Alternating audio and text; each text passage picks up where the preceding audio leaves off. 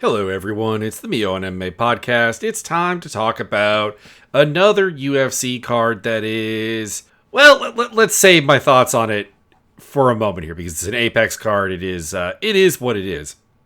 But there is some good stuff on it. But I do want to quickly talk about the news today.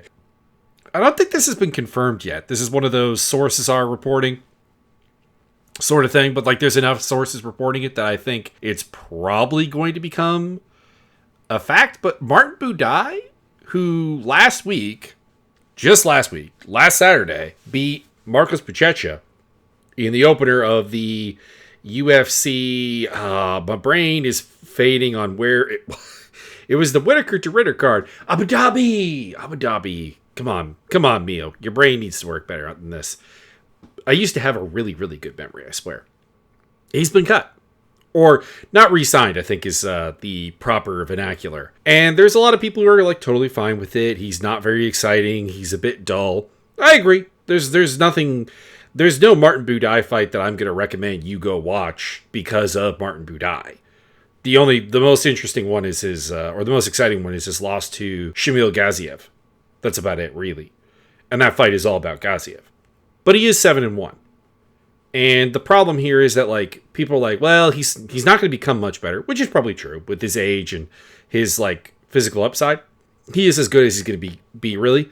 There's maybe some sharpening up he can do over time, a little bit of finding a little bit better elements here and there. It's on the table, but there's not going to be any massive improvements with him. But the thing is, and we saw this also, they got rid of Jairzinho Rozenstruik not that long ago. This is a real problem because they're depleting the guys that the UFC heavyweight division has to prove yourself against. A properly functioning division has at the bottom the new guys, the chum, the unproven talents, and they fight each other for a little bit, and then they move up and they move up and they move up, and you need guys at those tiers to allow for that growth, that progression, that step upness. And there's sometimes where you can have somebody skip a tier or whatever. That can happen. But the UFC's heavyweight division is thinning it out, really. You have Aspinall, who's alone at the top, and then below that you have Volkov, who's this kind of nice technical test, and Gon, who's this athletic striker, and Blades, who's this athletic wrestler. And I guess, I don't know, maybe Sergey Pav is still in that grouping. And then below that, it's guys who really cannot go any higher. Your Spivaks, your Tiberas, so on. And then they're just tearing out that C tier, that next tier down. And it's going to make it very, very hard to develop prospects because there's not going to be that gentle slope upwards. It's going to be all right, I'm beating a bunch of complete bums, and now I'm fighting Sergey Pavlovich. There's nothing in my career that has remotely prepared me for this. So I guess what I'm saying in a nutshell is that assuming it doesn't come out that Buday was I want 300,000 a fight, assuming that is the case, he should have been re-signed because he just beat Marcos Buchecha. That's a big win. That's a big deal. You can easily hype that up, and you could try to transfer that by having him lose to somebody else if you really don't think you could do anything with Buday, and do something with that. And instead, you're you've ruined the debut of Buchecha, which I warned might happen.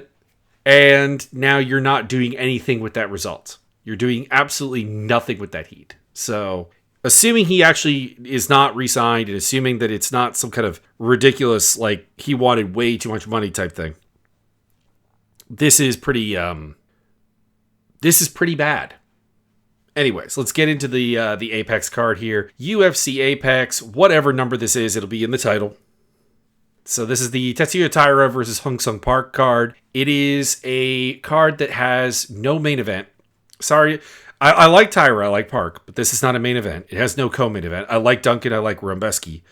That's not a co-main event. There's a lot of good action on this card. The main event is probably going to be pretty fun. The co-main event is probably going to be pretty fun. Ribovics versus Brener. That promises great fun. And then further on down, I'm looking forward to Danny Silva versus Kevin Vejos. That's a pretty decent fight. Nathan Fletcher, Rinya Nakamura is interesting in certain ways. After that, I enjoy Piera Rodriguez enough, and she does dumb things every once in a while that make me laugh. But otherwise, it's just like Austin Batchy on a sort of a revival kick. Rodolfo Vieira on sort of a revival kick. I have zero time for the Klein, Puliev, and Esteban versus Bunis fight. It's not that, like, to be clear, the Esteban Bunis fight's gonna be like okay, fine, but like it doesn't ask any questions. It's not insightful in any way unless the fighter that should win it is just gonna fall apart. And Puliev and Klein are two guys that are not UFC capable.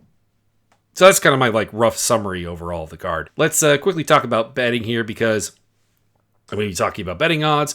I'm going to be talking about my own betting. I'm going to be talking about advice that you can use, and feel free to put down bets. But you should never be betting a large amount of money on MMA. This is a inherently chaotic, unpredictable sport. There are things that are going to happen. There are fighters that are tremendously unprepared just at random times for people. And as a result, you should not be out there like throwing down 20 grand, 30 grand, if that's a lot of money to you. If you're making like $2 million a year or something, fine, go ahead. A friend of mine had a large settlement from work and went a little bit nuts on a fight card. It actually worked out for him. But I don't want anyone coming back here and being like, I lost 25 grand because of you. Because I'm not going to feel bad about it, because I'm telling you not to do that. There you go. So it's not a path to financial freedom or really changing your financial status at all. So let's dive in here. Let's get in here. So in the main event, we have Tetsuya Taira versus Hoon-Sung Park. Like I said, Taira minus 333 to minus 375, plus 250 to plus 275 on Park. Park is a well-rounded fighter. He's perfectly fair. He likes to fight in the pocket. If he had his perfect fight, it would be a pocket boxing fight. His range game largely comes from the fact that he's 5'7", which is relatively tall for 125, and he has a 6-inch reach, which is going to be shorter than Taira's reach, which is 70 inches. And that's kind of like how he handles an outside game, just like being longer, and that's obviously not going to work here. He also will generally wrestle. He doesn't really have a game that prevents that from happening because he generally wins the wrestling exchanges. He's quite athletic.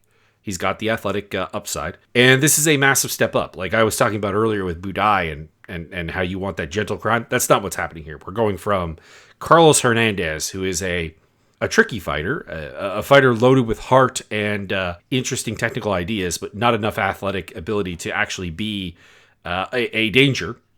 And as a result, Park admittedly did beat him very, very soundly, more soundly than anyone else has. And before that, Shannon Ross, who is a glass cannon who doesn't hit very hard.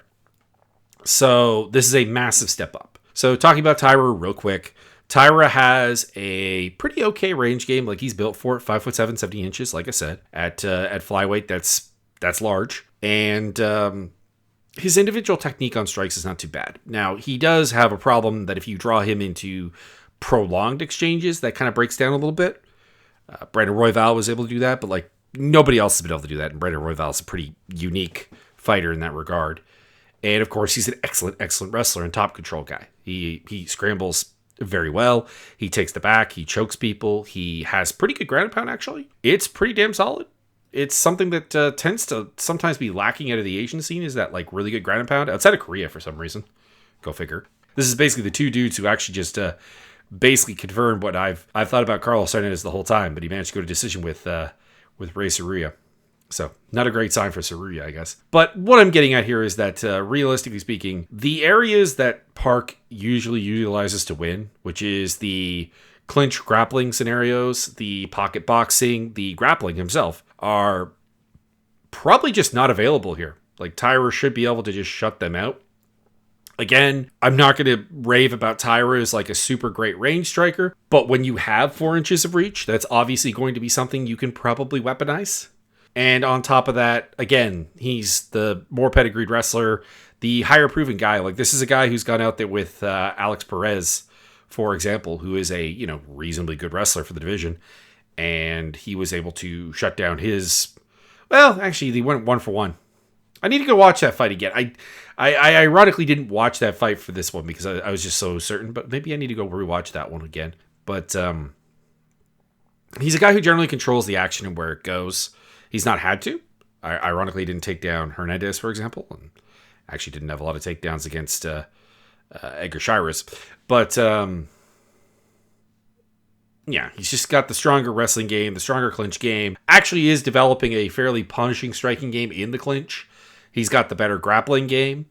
And Park has a chance. Park could knock him out. He could do some things. He's got legitimate power at flyweight, but I don't really see it. Like, this could be even wider than the odds are, and the odds are, reasonably wide. So Taira by submission is the pick. I could see it going the distance. Park is, undefeated. He's never been subbed. So, that would be a first time, but it's just a step up too far for him. This is something he might actually pass in the future. When he, say we have a rematch of this, Park versus Taira 2 in, 5 years time, Park might be able to win it then. Because he'll have sort of come up with better problem solving ideas that aren't just reliant on, I am stronger than you, faster than you, more explosive than you, and I wreck you. But I don't think he has that at this time. There's not a lot of sophistication in that regard. Chris Duncan versus Mateusz Rumbeski. Duncan is the underdog at plus 163 to plus 188, minus 200 to minus 240 on Rumbeski.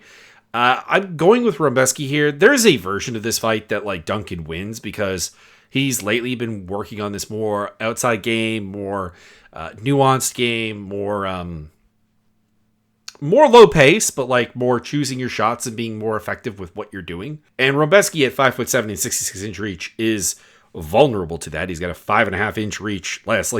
He has the reach of Park. He has the height and reach of the 125er I just talked about, and we're at 155. So obviously there's some weaponization that can happen with that. But I don't trust Duncan to do that long term against somebody who is insistent on trying to brawl with him. And Rumbeski is just built better for that type of fight.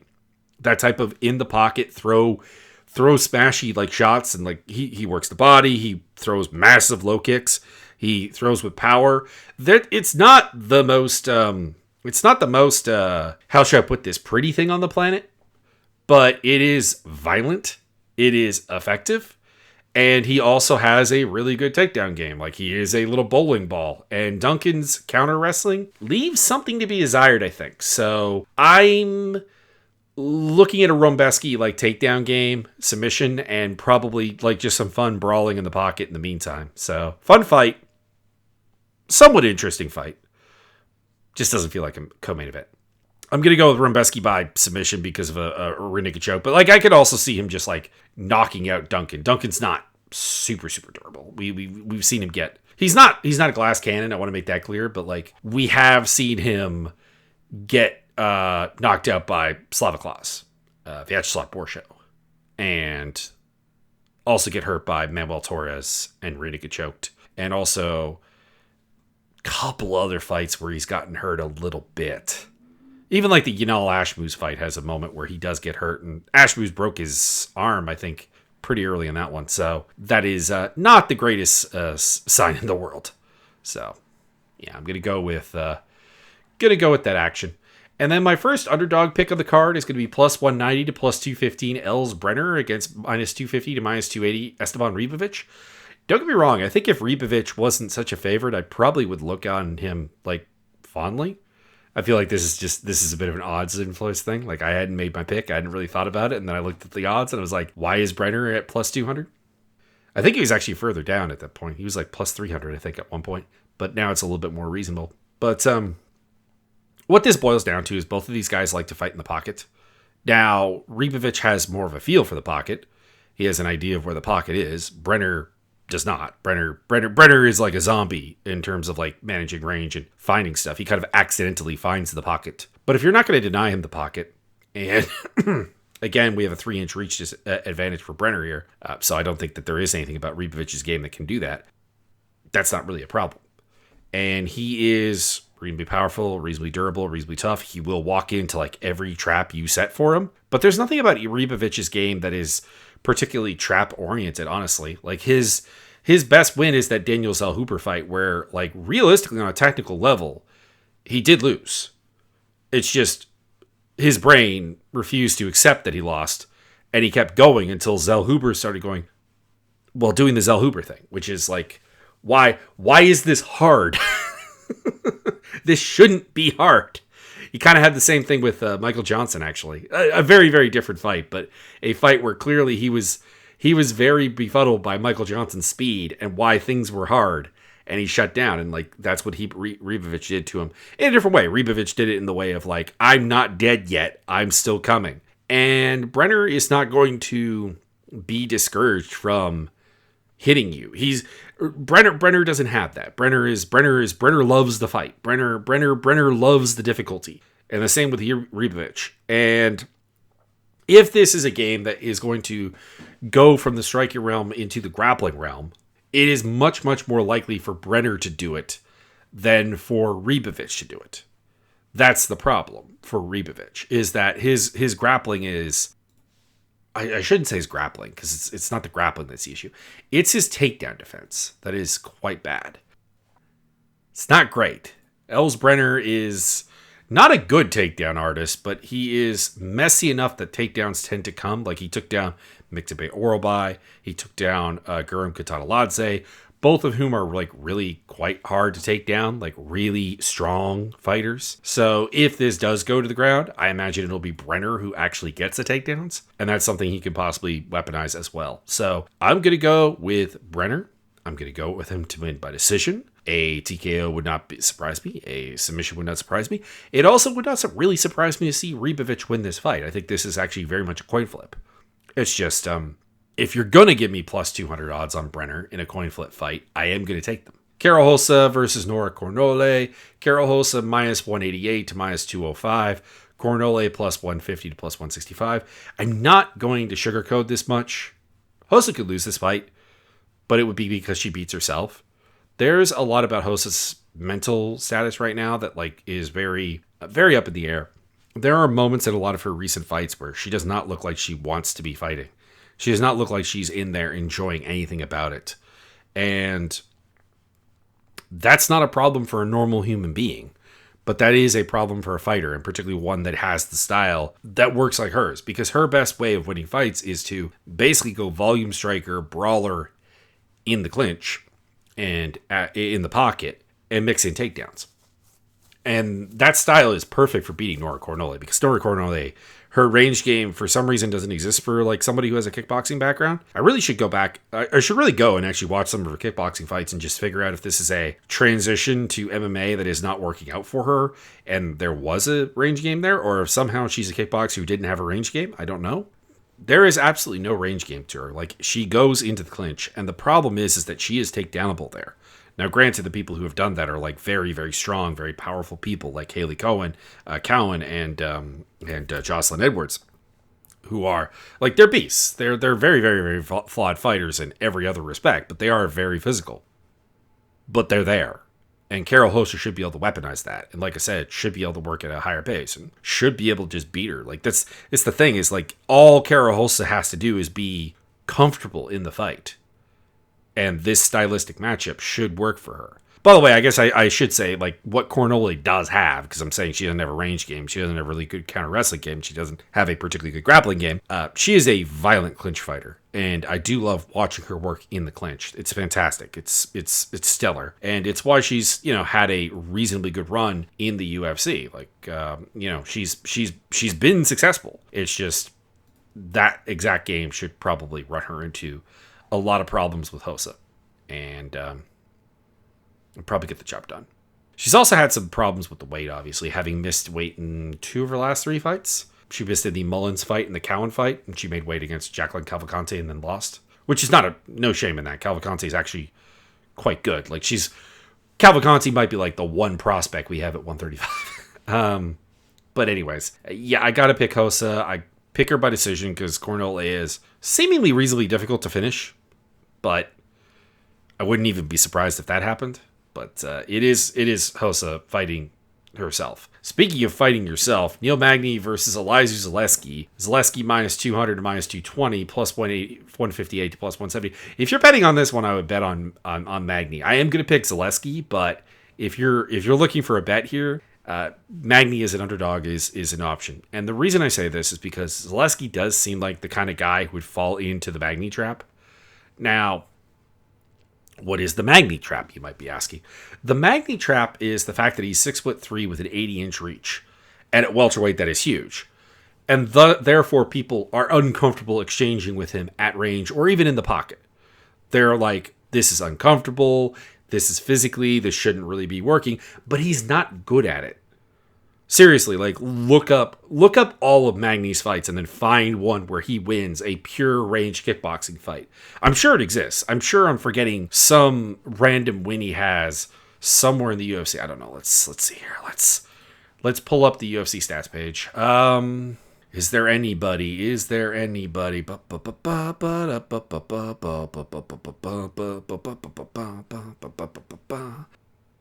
Yeah, I'm not seeing anything here. I guess you could argue Rodrigo de Lima, but I don't even remember who that is. And that's back in 2014. So even then, I'm not sure that that's really doing the thing I need to ask. Oh, yeah, he did beat Craig White, but Craig White is Craig White. That's somebody who anybody should be beating that in that regard. Going. That is all I've got.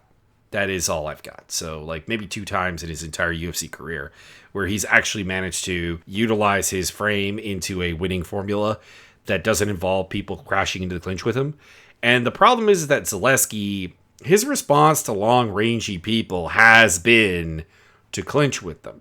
Now, my question really becomes, and why I'm still picking Zaleski, is almost everybody that he did that with, it was the right idea. Like, it is the right idea to spam the clinch with, like, Curtis Millender. It is, I'm not going to say the right idea to do it the way he did against Chidi and Jaquani, but you do not want to put yourself out of range with Chidi and Jaquani. So, my thought is that Zaleski should be able to recognize that, yes, I have someone tall in front of me. Yes, I have someone rangy. And it doesn't matter. Because I'm still a better range striker. I'm still a better striker, period. Mike Malott was a better striker than Neil Magny. Elizeu Zaleski is a much better striker than Neil Magny. So I'm hoping that he actually does that and picks up a decision here because Neil Magny is like super double tough. So that's the hope. Danny Silva versus Kevin Villegas. I'm not sure why this is as wide as it is. Plus 300 to plus 340 on Silva. Minus 400, minus 460 on Villegas. I'm picking Villegas. I want to make that clear. I'm riding that wagon. He's actually shown he can hurt people. He's athletic. He has the tools. He's dynamic. He's powerful. He's hard to wrestle with. His loss to John Silva is just looking better and better all the time. That was his loss on Contender Series. But I have to say that this is a guy who has really not beaten anybody of note. Like, his best win is Sting. And if you're not familiar with Sting, Super Choi, is very, very flawed. Very, very, very, very flawed. So to put him at minus what we're seeing here is it's a bit of a problem. Like, Danny Silva's been pretty effective in the UFC. He won his Contender Series fight against Angel Pacheco. He beat Josh Kulabau, which is a way better win. And Lucas Almeida, which is also a better win than anything that we have on the record. Granted, both split decisions.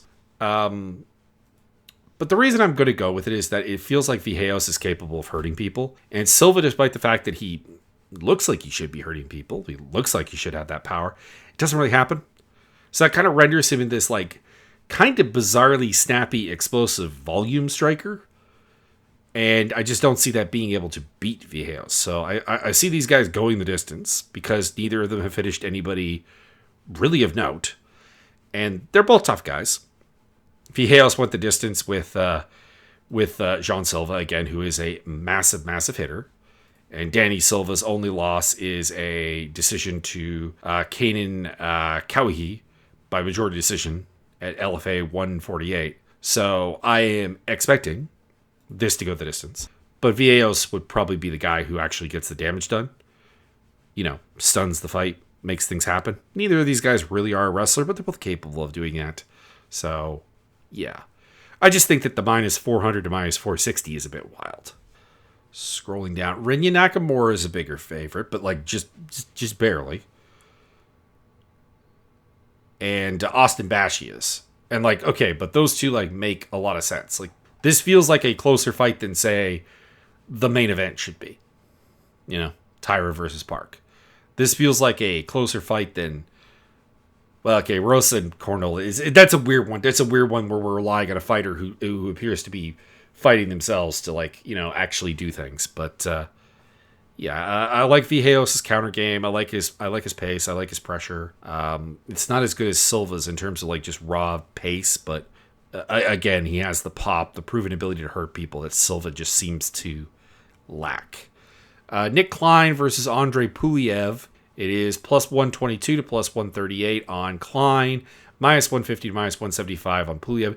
This is a pure underdog pick. Klein is not a particularly good fighter. He is not a particularly good striker. He has a process. He is going to pressure you. He's going to walk you down. He's going to find the clinch. He's going to find takedowns, and he's going to take your back and rear naked choke you. And that is his ideal fight. That is what he wants to do. I think he's relatively aware of the fact that he's not a particularly good striker, but he is willing to strike still. Puliev is an Alexander Shlemenko student, and it shows. His game doesn't really make any sense. Like, he's massive, 6'4", 78.5-inch reach. He is huge for the weight class. He is big. He's got power. He's got his own like strength and like anti-wrestling ability. There is, as you might guess from the Shlemenko connection, no real game plan to him.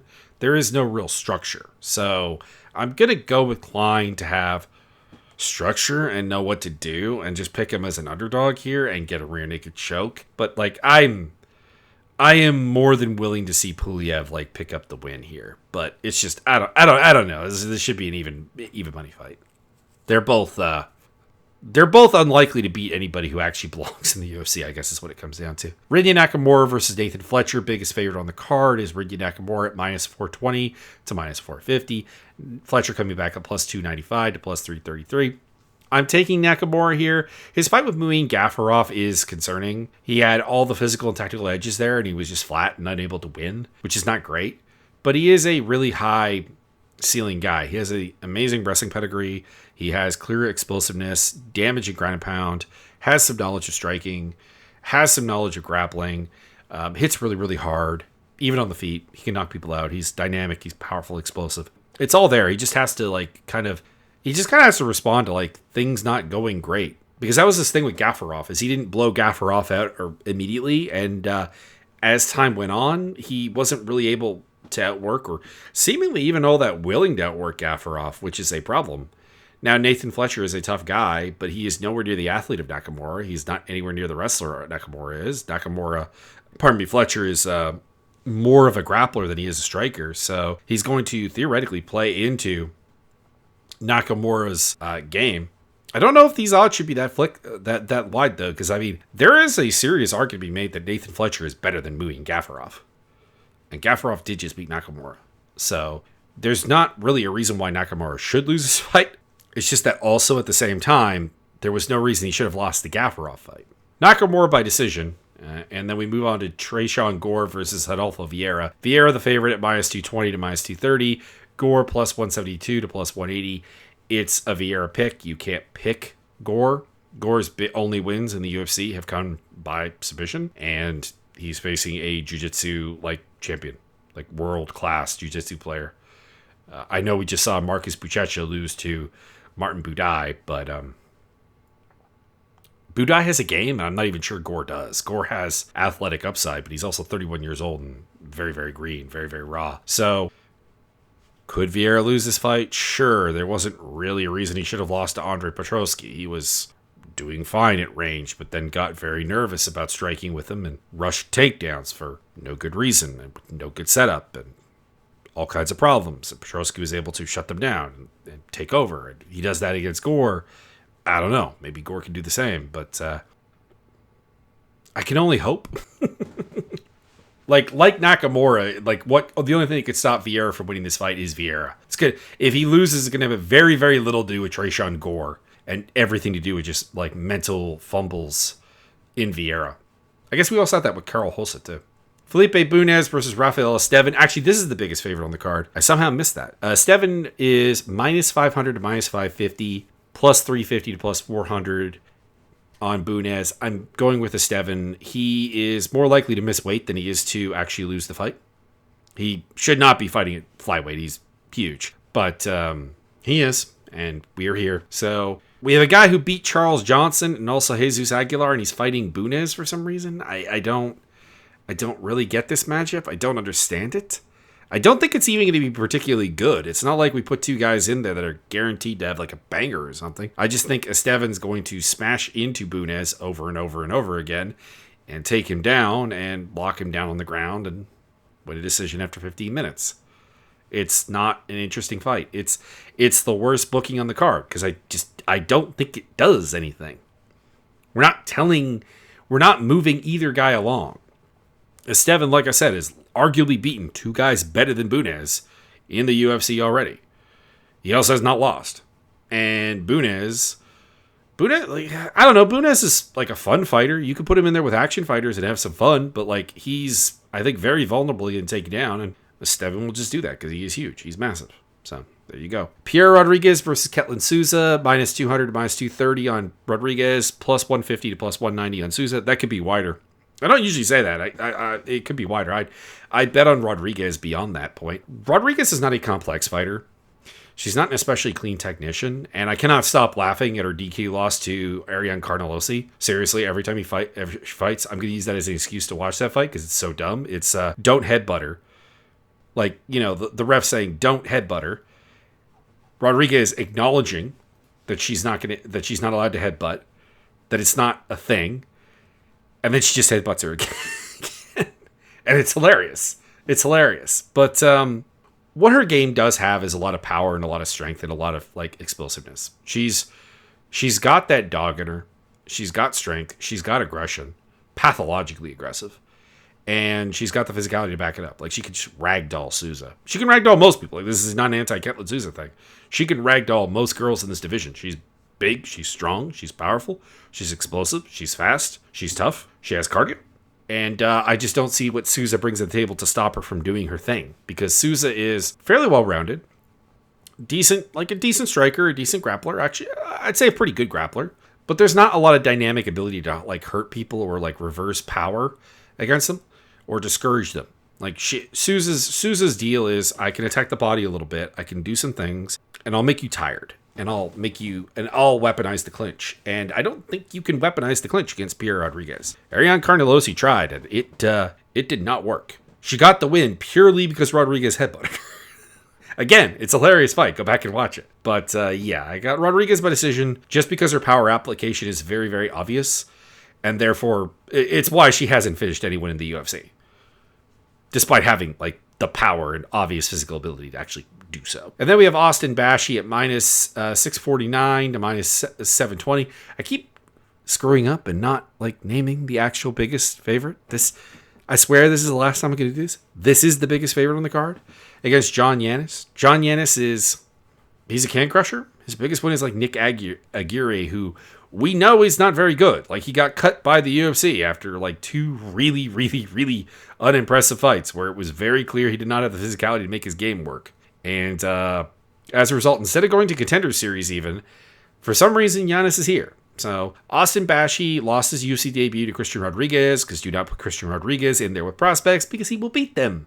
That's how this works. And he's really impressive, though. Like, he does have a high-end level of athleticism, wrestling ability, dynamic, explosive offense, and seems to hit pretty hard. I do have some concerns about his gas tank, but he has gone the distance before without looking horrid. I just kind of have to assume that it was Rodriguez zapping it away. So you got a can crusher versus a can crusher, but like the difference here is that number one, Bashi does not lose to cans, and you could argue very reasonably that John Yanis actually has lost to cans. He's got losses to Gabriel Vanderlei. He's got a loss to Cameron Smotherman, who is in the UFC, but who I do not think of as particularly good. He has got a loss to a dude I've never heard of named Eddie Torres. Is Eddie Torres any good? Probably not. He's 5-2. Or 4-2, pardon me. So, like, they're both facing very, very low levels of guys, but Giannis is having competitive fights with those guys and losing some of them, whereas Bashi is, winning. Again, not necessarily against the best fighters in the world. He's got a guy with 23 losses on his record. But he did destroy Dorian Ramos on the Contender Series. He did run over Zach Riley. He did run over Askar and Pipe Vargas. And again, outside of Christian Rodriguez, he's looked very, very in control and very, very promising. So I am going to have to go in a big way with Bashi, probably by rear naked choke, I imagine. He's another one of those back take guys and crank him down. And if John Yanis beats him, losing to Christian Rodriguez may have actually really destroyed this guy's confidence. And that's kind of really all I can say. So that is the fight card. It is not good by UFC standards and by UFC premiums or by card construction or by impact. And I actually really don't think that there's a lot of good matchmaking on this card in general. What do I think is actually like a really good matchup here? Okay. I'm going a little bit harsh there. Ribovics versus Brener. That gets a thumbs up. Duncan versus Romanbeski. That gets a thumbs up. But otherwise, thumbs in the middle to Silva versus Villegas. And like otherwise, it's just kind of like trying to correct a couple of prospects like pathways with okay matchmaking, I suppose. I particularly do not like Klein versus Puliev. I particularly do not like Bunez versus Estevan. I particularly do not like Magny versus Zaleski, because if you're going to be booking Magny still, you should be doing it against guys who need to have that Magny test. And I think at this point it's not that like I did say that like it's not like I think Zaleski will pass the Magny test with flying colors. It's that he's nearly 40 years old. Just do fun fights with him. He doesn't need this kind of question. Not great work by the matchmakers. There is some fun stuff on this card. There's some fun fighters, but that's about all I have to say. Some fights I am looking forward to. Anyways, check out the links down below or the link tree that is listed there. There's some video gaming stuff. There's my Discord server. There's some social medias. And I keep saying I'm going to get a Blue Sky account. And it'll happen at some point. It'll happen at some point. But I guess I can't ask you to trust me. So enjoy the fights. I'll be back here on Sunday, hopefully, to give you the recap.